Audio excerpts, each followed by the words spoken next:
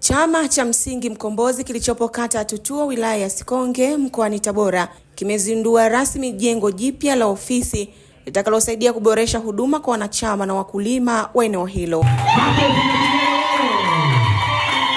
Jengo hilo lililogharimu zaidi ya shilingi milioni 165 likijumuisha gharama za ujenzi na ununuzi wa samani za ofisi, limeelezwa kuwa chachu ya kuimarisha utendaji na uwajibikaji ndani ya chama hicho. Akizungumza wakati wa uzinduzi huo, mkuu wa wilaya ya Sikonge Thomas Myinga, ambaye ndiye mgeni rasmi, amepongeza juhudi za chama hicho katika kujiimarisha kiutendaji na kiuchumi, huku akionya baadhi ya vyama vya ushirika vinavyoshindwa kusimamia maslahi ya wakulima ipasavyo. Hapa mmeeleza namna ambavyo mmezalisha tumbaku ambayo mmezalisha zaidi ya kilogramu 786 nyingi sana, na mmepata zaidi ya bilioni 5 kama mapato kwenye nanili hii, mapato gani. Tujipongeze jamani. Tunataka fedha hizo mkishalipa madeni yote zimtoe mkulima kutoka hatua moja kwenda hatua nyingine, siwe kilio. Tumekuwa tukipata malalamiko mengi sana kwenye wilaya ya Sikonge, kwa maana ofisi ya mkuu wa wilaya, lakini pia ushirika, lakini pia kwa mrajisi, watu wakilalamikiwa kudhulumiwa haki zao, hasa wakulima. Kuna baadhi ya vyama vya msingi ambao vimekuwa sio waaminifu viongozi wao, wamekuwa wakitumia tofauti aidha mikopo wanaopewa na mabenki, lakini pia wamekuwa na matumizi ambayo sio yale yaliyokusudiwa, ambayo wanasababisha mwisho wa siku chama kumaliza muda kikiwa kinashindwa kulipa madeni na hivyo kushindwa kuwalipa wakulima wao. Hii imewarudisha nyuma sana wakulima wengi. Kwa msimu huu kesi za namna hiyo hatutavumilia na tutakuwa wakali kweli kweli, na ili niwahakikishie mkulima yoyote atakayejaribu aidha kutorosha tumbaku atanasa kwenye mkono ambao sio wa kawaida. Shatoa maelekezo kwa watendaji wa vijiji na serikali za vijiji kwa ujumla kuwafuatilia watu wao.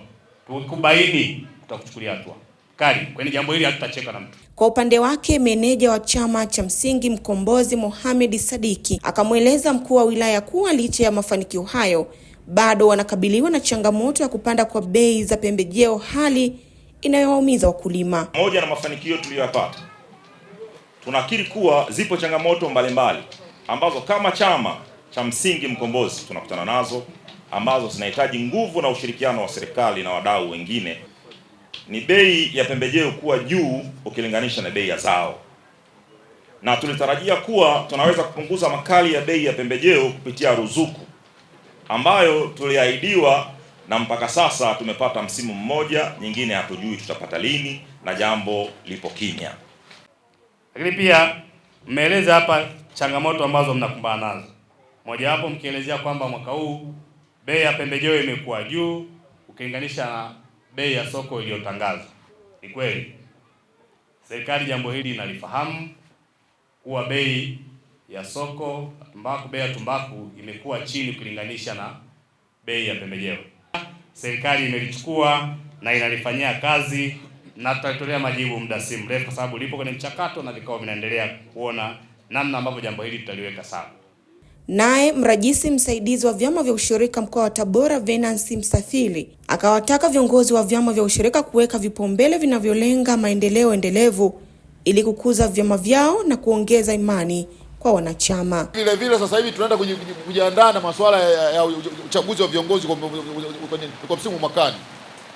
Kwa hiyo wewe kiongozi wa chama ambacho uko hapa kwenye chama chako, umekaa miaka mitatu haujafanya kitu chochote, haujanunua ardhi, hauna jengo, hauna mpango wa maendeleo, nadhani kati ya vigezo ambavyo tutakuwa tunapitia, tutawapima kwenye maendeleo ya chama kwa mnafanya, kwa sababu tumezoea kuendesha vyama kwa mazoea. Ukinunua ardhi, umejenga ofisi, umenunua trekta, umefanya kitu cha maendeleo, hela yule ushuru kwa miaka mitatu ni kama utumia vizuri, wewe unakuwa niseme kiongozi bora na unakuwa kiongozi bora mfano. Baadhi ya wanachama wa chama cha Msingi Mkombozi hawakuficha furaha yao kufuatia uzinduzi wa jengo hilo, wakisema kuwa ni ishara ya kukua na kuimarika kwa chama chao, huku wakitarajia kuona maboresho zaidi katika huduma za masoko ya mazao yao. Mwanzoni wakati tulikuwa hatuna jengo, kwanza tulikuwa akipatikana mkulima ana shida, saa zingine wa viongozi yani wa kutafuta kwa njia ya simu saa zingine, maana tulikuwa hatuna ofisi nzuri, tulikuwa tuna ofisi kama vile vichochoro. Lakini baada ya kuwa tumepata jengo hili sasa, kwanza sisi wenyewe wakulima tumekuwa na morali wa kufanya kazi kwa bidii, kwani ukifika hapa taarifa au huduma zote unazipata kwa muda mwafaka.